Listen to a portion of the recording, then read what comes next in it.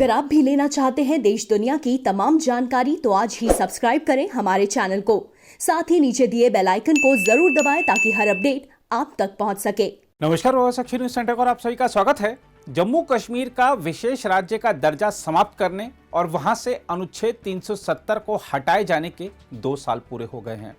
अनुच्छेद 370 को हटाए जाते समय केंद्र की नरेंद्र मोदी सरकार ने जम्मू कश्मीर से जो वादे किए थे वह सभी के सभी तो पूरे नहीं हुए, लेकिन एक चीज साफ नजर आती है कि वहां बड़ा बदलाव आया है। अब वहां पहले की तरह पत्थरबाजी नहीं होती, अब वहां पहले की तरह आईएसआईएस के झंडे नहीं लहराए जाते, अब वहां पहले की तरह भ्रष्टाचारी नेता और अधिकारी कानून के शिकंजे से बच नहीं पाते, अब वहां दूर दराज के गांव पहले की तरह बुनियादी सुविधाओं की बाट जोहते रहने को मजबूर नहीं रहते, अब वहां पहले की तरह पाकिस्तानी गोलाबारी में सीमावर्ती गांवों के लोगों की जान खतरे में नहीं पड़ती क्योंकि बड़ी संख्या में उनको बंकर बनाकर दिए जा चुके हैं। अब वहां पहले की तरह केंद्रीय योजनाओं के लाभ से स्थानीय जनता वंचित नहीं रहती, अब वहां पहले की तरह सरकारी इमारतों पर 2 नहीं सिर्फ एक झंडा लहराता है और वह है हमारा प्यारा तिरंगा। यह बदला हुआ जम्मू कश्मीर नहीं तो और क्या है कि आज घाटी में किसी अलगाववादी संगठन की एक नहीं चलती। देश विरोधी अलगाववादियों की ओर से जारी होने वाले दैनिक बंद के कैलेंडर अब पुरानी बात हो चुके हैं। आज घाटी का हर युवा मुख्य धारा में आने को आतुर है और सेना तथा अन्य सरकारी अथवा निजी क्षेत्रों के माध्यम से देश की सेवा करना चाहता है। आज कश्मीर का युवा तिरंगा लहरा रहा है, राष्ट्रगान प्रतियोगिता में भाग ले रहा है, उनके लिए स्कूल और कॉलेजों की सर्व सुविधा संपन्न नई नई इमारतें बन रही हैं। आज कश्मीर में आतंकवाद को स्थानीय स्तर पर मिलने वाली मदद लगभग बंद हो चुकी है। यही नहीं, 70 सालों तक जम्मू कश्मीर की जनता को लूटने वाले नेताओं को भी समझ आ चुका है कि अब उनके लिए पहले वाले दिन नहीं रहे क्योंकि जनता जाग चुकी है। हाल ही में डीडीसी और पंचायत चुनाव के जरिए जनता ने अपने स्थानीय प्रतिनिधियों को चुना और निर्वाचित प्रतिनिधि लोगों की सेवा का कार्य कर रहे हैं। कोरोना काल में सबने देखा कि जब लॉकडाउन के दौरान सब कुछ बंद था तब कैसे केंद्रीय योजनाओं का लाभ केंद्र शासित प्रदेश की जनता को मिला। समय समय पर केंद्रीय मंत्रियों के यहाँ लगातार दौरे हुए जिससे स्थानीय जनता के साथ संवाद कर उनकी समस्याओं को समझा जा सके और उनका हल निकाला जा सके। यही नहीं, स्वयं प्रधानमंत्री नरेंद्र मोदी जम्मू कश्मीर के हालात पर निगाह बनाए रखते हैं और कोरोना काल में उन्होंने लगातार वहां के लोगों की जरूरतों का ख्याल रखा और उनसे नियमित संवाद भी किया। प्रधानमंत्री मोदी हाल ही में राजनीतिक दलों की बैठक दिल्ली में ले चुके हैं। कश्मीर के राजनीतिक दलों की बैठक थी ये और सरकार की ओर से स्पष्ट किया जा चुका है कि विधानसभा सीटों के परिसीमन की प्रक्रिया पूरी होने के बाद जम्मू कश्मीर को पूर्ण राज्य का दर्जा मिलेगा और वहां विधानसभा चुनाव भी कराए जाएंगे ताकि स्थानीय जनता को निर्वाचित सरकार मिल सके। मोदी सरकार स्पष्ट कर चुकी है कि प्रशासनिक अधिकारी निर्वाचित जनप्रतिनिधियों का स्थान नहीं ले सकते, इसलिए जल्द ही वहां निर्वाचित सरकार होगी। जम्मू कश्मीर से आतंकवाद के पांव किस तेजी के साथ उखड़े हैं यह इसी से स्पष्ट हो जाता है कि यह रिपोर्ट बताए जाने तक सुरक्षा बलों ने इस साल अभी तक वहां 7 पाकिस्तानी नागरिकों सहित 90 से ज़्यादा आतंकवादियों को मार गिराया है। यह संख्या पिछले साल के मुकाबले कुछ कम भले हो, लेकिन इस साल मारे गए आतंकवादियों में बड़ी संख्या आतंकी संगठनों के शीर्ष कमांडरों की है। सरकार ने भी बताया है कि जम्मू कश्मीर में पिछले 2 साल में आतंकवादी हिंसा की घटनाओं में कमी आई है। गृह राज्य मंत्री नित्यानंद राय ने राज्यसभा को जानकारी दी है कि जम्मू कश्मीर में साल 2019 की तुलना में साल 2020 में आतंकी हिंसा की घटनाओं में 59% की कमी आई और वर्ष 2021 में जून तक आतंकी हिंसा में 32% की कमी आई है। यह सही है कि कुछ निर्वाचित प्रतिनिधि आतंकी घटनाओं के शिकार बने, लेकिन उनके हत्यारे भी चंद घंटों के भीतर ही मार गिराए गए। जम्मू कश्मीर से अनुच्छेद 370 को हटाया गया था तो उम्मीद जगी थी कि कश्मीरी पंडितों की वापसी हो जाएगी। इस मुद्दे पर विपक्ष मोदी सरकार पर हमलावर भी है, लेकिन सरकार का कहना है कि प्रधानमंत्री के पुनर्वास पैकेज के तहत 3,841 कश्मीरी प्रवासी युवा वापस लौटे हैं जिन्हें कश्मीर के विभिन्न जिलों में नौकरियां दी गई हैं। सरकार ने संसद को जानकारी दी है कि पिछले कुछ समय से कश्मीरी पंडितों ने स्वयं को ज़्यादा सुरक्षित महसूस किया है, जो इस तथ्य से प्रमाणित होता है कि प्रधानमंत्री के पुनर्वास पैकेज के तहत अप्रैल 2021 में 1997 और अभ्यर्थियों को नौकरियों के लिए चुना गया है और वे शीघ्र ही कश्मीर आ जाएंगे। हम आपको बता दें कि जम्मू कश्मीर सरकार द्वारा वर्ष 1990 में स्थापित राहत कार्यालय की रिपोर्ट के अनुसार ऐसे 44,167 कश्मीरी प्रवासी परिवार पंजीकृत हैं जिनको सुरक्षा कारणों की वजह से 1990 में घाटी छोड़नी पड़ी थी। सरकार ने कश्मीरी पंडितों की पुनर्वास की जो नीति बनाई है उसके तहत कश्मीर वापस लौटने पर उन्हें रिहायशी आवास उपलब्ध कराया जाएगा। इसके लिए इस समय कश्मीर में 6,000 आवासीय इकाइयों का निर्माण कार्य बड़ी तेजी से किया जा रहा है। यही नहीं, कश्मीरी पंडितों के लिए बन चुकी 1,000 आवासीय इकाइयों का उपयोग वहां कर्मचारी शुरू भी कर चुके हैं। एक और जहां भाजपा और सरकार की ओर से नए कश्मीर का स्वागत किया जा रहा है, वहीं गुपकार गठबंधन अब भी पीड़ा ही महसूस कर रहा है। गुपकार गठबंधन की स्थापना कहने को भले 370 की बहाली के लिए की गई हो, लेकिन इसका असल मकसद भाजपा के खिलाफ सशक्त गठबंधन बनाकर अपना राजनीतिक अस्तित्व बचाए रखने का है। डीडीसी चुनाव में भले गुपकार ने विजय हासिल की हो, लेकिन यह भी एक बड़ा तथ्य है कि उसमें भाजपा अकेले सबसे बड़ी पार्टी बनकर उभरी थी। अगर गुपकार में शामिल दल अलग अलग लड़ते तो स्थिति कुछ और भी हो सकती थी। खैर, गुपकार में शामिल दल भले 5 अगस्त 2019 को काला दिन बताते हों, लेकिन वहां की जनता अपने जीवन में आए बदलाव को साफ महसूस कर रही है। जिस तरह कोरोना काल में कृषि क्षेत्र से जुड़े लोगों, पर्यटन कारोबार से जुड़े उद्यमियों, शिकारा वालों, टूरिस्ट गाइडों, टैक्सी ड्राइवरों की मदद पैकेजों के माध्यम से की गई, वह अभूतपूर्व है। इसके अलावा गरीबों को केंद्रीय योजना के तहत मुफ्त राशन तथा अन्य योजनाओं का भरपूर लाभ मिलता रहा, तो उद्योगों के लिए भी कई प्रकार की रियायतों का ऐलान कर उन्हें मजबूत करने का अभियान प्रशासन की ओर से चलाया गया है। बहरहाल देखा जाए तो इस बदले कश्मीर के लिए देश ने बड़ी मेहनत की है और पिछले कुछ दौरों में विदेशी प्रतिनिधिमंडलों ने भी यहाँ हो रहे विकास और सरकारी योजनाओं के लाभ आम लोगों को मिलने के बाद स्वीकारी है। जिस तरह देश भर से पर्यटक जम्मू कश्मीर का दौरा कर वहाँ के विकास और खुशहाली की कहानी देश दुनिया को बता रहे हैं, वह भी गुपकार के दावों पर सवाल और सरकार के दावों पर मुहर है।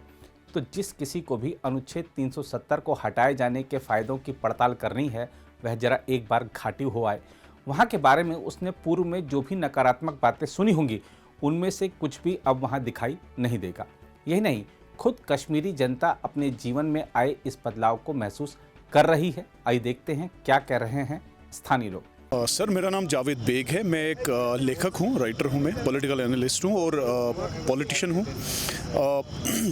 5 अगस्त के डिसीजन के बाद कुछ पॉजिटिव चेंजेस हमें देखने को मिली। पहली बार यहाँ पे एक बहुत बड़ा इलेक्शन हुआ 5 अगस्त के डिसीजन के बाद, डीडीसी का इलेक्शन, और लोगों ने उसमें शदुम्मत से जो है पार्टिसिपेशन की। मैंने भी खुद इलेक्शन लड़ा, मैं खुद जीत नहीं पाया, लेकिन मैं सेटिस्फाई हूँ क्योंकि elections by and large peaceful रहे। There was no rigging at all, violence free, 0% violence रही और 80% वोट लोगों ने डाले। इंस्टीट्यूशंस एम्पावर हुई, एंटी करप्शन ब्यूरो ने अपना काम करना स्टार्ट किया। जो टेंटेड ऑफिसर्स थे, टॉप ब्यूरोक्रेट्स थे, जिनमें बहुत सारे लोग आज भी सस्पेंडेड है, काम का एहतसाब होने लगा। बैक टू विलेज के 4 प्रोग्राम हुए और बहुत ही सक्सेसफुल हुए। पसमानदा तबके के जो है रहनुमा सामने आए, उन्हें मौका मिला और उनके लोग इलेक्ट हुए पंचायती राज से। यूथ एम्पावर हुआ, वुमेन एम्पावरमेंट हुई, औरतों को 3rd टायर जो है डेमोक्रेसी का, पंचायत में उनको अपना हिस्सा मिला और वो रिप्रेजेंटेटिव बने और वो बहुत अच्छा कर रही है। बहुत सारे नेशनल जो है यहाँ पे स्कीम्स आई जो अभी इम्प्लीमेंट हो रही है। डेवलपमेंट के जो काम रुके हुए थे वो कुछ काम उठाए गए, कुछ कंप्लीट हुए और कुछ अंडर प्रोसेस है। बहुत सारे जो है पॉजिटिव्स आज के डेट में हमें देखने को मिल रहे हैं। अभी डिलिमिटेशन कमीशन और बैकवर्ड कमीशन ने कश्मीर में चौपान तबके को और जम्मू में कुमार तबके को, जो पसमानदा तबका है, उन्हें वो आगे लाने की कोशिश कर रहे हैं। डिलिमिटेशन में कुछ मखसूस कॉन्स्टिट्यूएंसीज बनाई जा रही है, तो ये सारे पॉजिटिव्स है। हाँ, लोगों में थोड़ी सी डिसएंचेंटमेंट है, एलिनेशन बढ़ गई क्योंकि जो मौजूदा हुकूमत है उनका एटीट्यूड में कहीं मुझे लग रहा है बदलाव लाने की ज़रूरत है। बाकी एडमिनिस्ट्रेशन आज बहुत प्रोएक्टिव है, नौजवानों में कॉन्फिडेंस बढ़ रहा है और नौजवान ज़्यादा इंटीग्रेट हो रहे हैं। आपने देखा पेंडेमिक में कश्मीर के नौजवान जो है यूपी, बिहार, केरला के लोगों की मदद के लिए जुड़े हुए थे सोशल मीडिया से या वर्चुअल मोड से।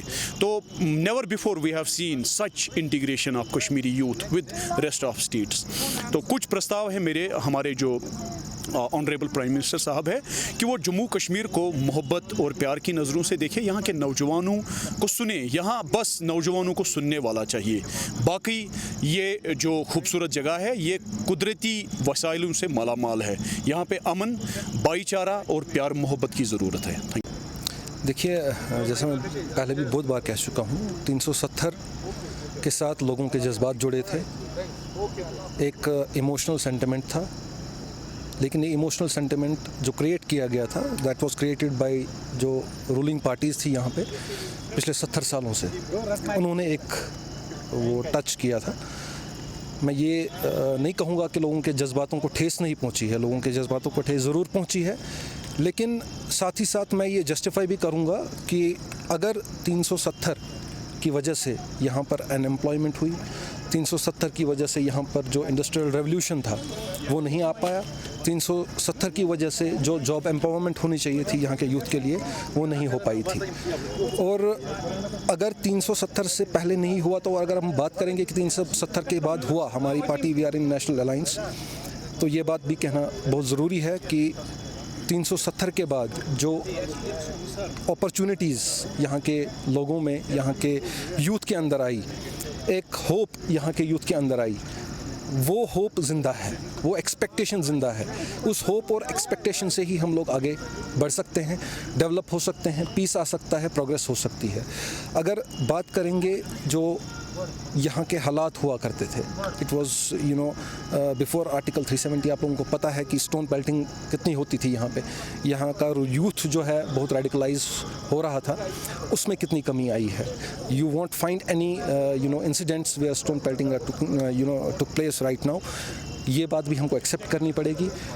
जो बार बार आए दिन हफ्ते में 2 बार, महीने में 6 बार, 8 बार हमारे स्कूल्स कॉलेजेस बंद होते थे स्ट्राइक कॉल्स की वजह से, जो सेपरेटिस्ट ग्रुप्स देते थे, पिछले जब से आर्टिकल 370 एब्रोगेट किया गया, आपने ये भी देखा होगा कि आपको कोई हड़ताल की कॉल देखने को नहीं मिली, आपको कोई ऐसा जो है इंसिडेंट देखने को नहीं मिला जिसकी वजह से लोगों का रोज़गार बंद हो, जिसकी वजह से लोगों के रोज़गार पे असर पड़े। अदर दिन अब जो लॉकडाउन चल रहा था पिछले 2 साल से, इस महामारी की वजह से, ये खाली इंडिया की बात नहीं करूँगा, खाली J&K की बात नहीं करूँगा, पूरी दुनिया इसके साथ मुतासिर हुई। देखिए, मैं ये इसमें कोट करना चाहूँगा, बहुत ज़रूरी है कि 370 से पहले एक खौफ था, और बज़ाहिर वो खौफ किसका था आपको भी पता है, पूरे हिंदुस्तान को पता है, पूरी दुनिया को पता है। वो एक खौफ था जिसकी वजह से जो हिंदुस्तान का झंडा, भारत का झंडा यहाँ का यूथ हाथ में उठाने से डरता था। वही बात में अगेन 370 के बाद आप इतनी डेवलपमेंट देखोगे, पीस देखोगे, प्रोग्रेस देखोगे कि आज हर एक नौजवान के हाथ में आप वो झंडा देखते हो। वो झंडा आज डाउनटाउन में भी उठा रहा है, वो झंडा आज लाल चौक में उठा रहा है, वो झंडा आज हर एक फोरम पे उठा रहा है। ये एक डेवलपमेंट है, ये बहुत बड़ी डेवलपमेंट है which we need to accept. जो लोगों को समझना है, जो यहाँ के अवाम को समझना है, उस यूथ को समझना है जिसको ब्रेन वॉश करके रेडिकलाइजेशन की ओर लिया जाता है। और मैं उन जो हमारे छोटे भाई हैं, वो हमारे जिगर का टुकड़ा हैं, वो उनसे गुजारिश करूँगा कि वायलेंस, गन और ये लेफ्टिज़म, ये कोई सल्यूशन नहीं है। सल्यूशन अगर हमारे पास है, वो हमारे पास वे फॉरवर्ड है, वो ये नया कश्मीर है, वो ये नया हिंदुस्तान है, वो पीस है, वो प्रोग्रेस है, वो डेवलपमेंट है। 70 के एब्रोगेशन से जम्मू कश्मीर के अंदर डेमोग्राफिक चेंज हुआ ना हुआ, लेकिन काफ़ी सारी ऐसी चेंजेस हुई हैं जिनको आप दोनों ही कॉन्टेक्स्ट में रख सकते हैं। आप उसको नेगेटिवली भी देख सकते हैं, आप पॉजिटिवली भी देख सकते हैं। अगर आप फ्रेमवर्क पे देखें तो ज़्यादातर हमारे पास में जो चेंजेस हमने देखी हैं वो नेगेटिव है। Negative in terms of economy बहुत लॉस हुआ, negative in terms of education बहुत लॉस हुआ, negative in terms of revival कुछ भी नहीं हुआ। यानी जम्मू कश्मीर के अंदर जो एक्सपेक्टेशंस आई थी, जिस तरह से एक तो कहे तो हम उसको एडवर्टीजमेंट हुआ था, वो एडवर्टीजमेंट्स फेल हो चुके हैं सारे। फेल इसलिए हो चुके हैं कि बीइंग ए कॉमन कश्मीरी, मैं अगर एक क्वालिफाइड ग्रेजुएट स्टूडेंट हूँ, मुझे सरकारी नौकरी चाहिए थी, नहीं मिली है। नो जॉब जनरेशन, यानी अगर मेरे को एक जॉब करनी है तो मुझे ये कहा जा रहा है कि आप एक 10वीं पास के साथ कंपेयर हो जाएं, क्लास 4th की जॉब के लिए अप्लाई करें। उसके बाद कहा जाता है कि नहीं जी, अब आप उसके लिए भी अप्लाई नहीं कर सकते। अगर क्लास 10th वालों को क्लास 4th के पोस्ट पर रिस्ट्रिक्टेड रखा गया तो मेरा क्या? यानी मुझे जो चीज़ें प्रॉमिस की गई थी वो मेरे को नहीं मिली। आप बात करें फाइनेंशियल असिस्टेंस की, फाइनेंशियल असिस्टेंसेस के लिए कई तरह के अलग अलग पैकेजेस जम्मू कश्मीर आए, पर ग्राउंड ज़ीरो पर वो मुझे नहीं मिले। यानी केंद्र सरकार ने तो दे दिए, मगर उसके बाद मुड़ के नहीं देखा कि मिला किसको किसको नहीं मिला। और ये चीज़ें नहीं देखी गई कि जो इंफ्रास्ट्रक्चर डेवलपमेंट की बात की जा रही है, बार बार वो कोट कर रहे हैं हर जगह पे कि इंफ्रास्ट्रक्चरल डेवलपमेंट हुआ है, वो डेवलपमेंट उनके सिर्फ कागज़ों में है। यानी मोदी जी को मालूम है डेवलपमेंट हुआ है, कश्मीर में डेवलपमेंट हुआ है कि नहीं हुआ है ये मुझे मालूम है, मैं वो देख रहा हूँ ऑन ग्राउंड किस तरह की डेवलपमेंट्स है। आप एक नॉर्मल कॉन्ट्रैक्टर की बात करें, बीते 4 साल के अंदर उसका 12,000 करोड़ रुपए फंसा हुआ है। महज 2,000 करोड़ रुपए लोगों को मिला, तो 2 साल में आप चलो काम तो नहीं कर सकते थे, पुराने किए हुए कामों के पैसे तो दे सकते थे लोगों को ताकि वो आराम से अच्छे से घर पे खाए, वो भी नहीं हुआ। अब पॉजिटिव इसमें क्या हुआ है कि जम्मू कश्मीर के अंदर एक सोच जो है वो बढ़ गई है, सोचने का जो लिमिट है वो खुल गया। यानी पहले हम लोग कन्फाइंड होते थे कि एक ही लिमिट तक सोचना है, अब उसके बहुत दूर तक सोचना पड़ता है जम्मू कश्मीर के अंदर, क्योंकि जिस तरह से ये सारा डिसीजन हुआ वो पूरी तरह से हम कहें तो एक साइकोलॉजिकल चेंज लेकर आया जम्मू कश्मीर के लोगों के माइंडसेट के अंदर, to be prepared for anything up tomorrow. तो एक जो सोच है उसका बॉर्डर खुल गया कि अब बहुत दूर तक लोग सोचते हैं। उसके साथ साथ कई तरह की ऐसी हम कहें तो अपॉर्चुनिटीज़ लोगों को मिली जो फ्रैंकली एक्सेप्ट करना चाहिए, जो आज से पहले नहीं मिल रही थी। जैसे कि आप जॉब रिजर्वेशंस की बात करें, अपने डिसीजंस को जस्टिफाई करने के लिए outside Jammu Kashmir job reservations मिली हैं, प्राइवेट कंपनियों में भी कश्मीरी को एक स्पेशल हम कहें तो प्रेफरेंस दी जा रही है। वो कुछ छोटी मोटी चीज़ें हैं जो पॉजिटिव हुई हैं, लेकिन अभी फ़िलहाल हम कहें तो 24 महीने ही हुए हैं, जिनमें से ज़्यादातर महीने लगभग कोविड में गए हैं। तो उम्मीद ये करेंगे कि आगे को कोविड भी नहीं है, तो कुछ जो वादे हुए हैं वो ऑन पेपर ऑन रिकॉर्ड अगर ऑन ग्राउंड आ जाए तो कुछ पॉजिटिव हुआ होगा। अगर नहीं हो तो फिर तो धारा से पहले भी जैसा कश्मीर था वैसा कश्मीर आज भी हमें देखने को मिलता है। ने बहुत सारे वादे किए थे कि ये 370 और 35 एक बैरियर बना था जम्मू कश्मीर को डेवलपमेंट को लेकर, ठीक है, हम मानते हैं कि एक बैरियर बना था। आइए अब आपको दिखाते हैं इस दिन को कश्मीरी पंडित कैसे देख रहे हैं। कश्मीरी पंडितों ने आज ये जश्न मनाया है इस खुशी में कि हमारे संविधान में अब आर्टिकल 370 हटा दी गई है, जिसकी वजह से कश्मीर वास्तविकता में आज़ाद हो गया है। अब हम लोग इस तरफ के रहने वाले भी कश्मीर में जाके ज़मीन खरीद सकते हैं, वहाँ बस सकते हैं। ये बहुत बड़ी उपलब्धि है। आज 370 धारा हटने के 2 साल हुए हैं, जो मोदी जी की सरकार में जो ये धारा हटी थी, क्योंकि इससे पहले कश्मीर में कश्मीरी पंडितों की बहुत बुरे हाल थे, और इस धारा के हटने से हम लोगों के अंदर एक उम्मीद जगी कि अब कुछ हम लोगों के लिए कुछ न्याय होगा। और उसके लिए हम लोगों ने, सारे कश्मीरी समाज के लोगों ने मिलकर यहाँ पे एक छोटा सा कार्यक्रम आयोजन किया। हम लोगों ने अबीर गुलाल लगाया एक दूसरे को, हम लोगों ने फुलझड़ियाँ जलाई, हम लोगों ने संगीत की एक शाम बैठक बनाई।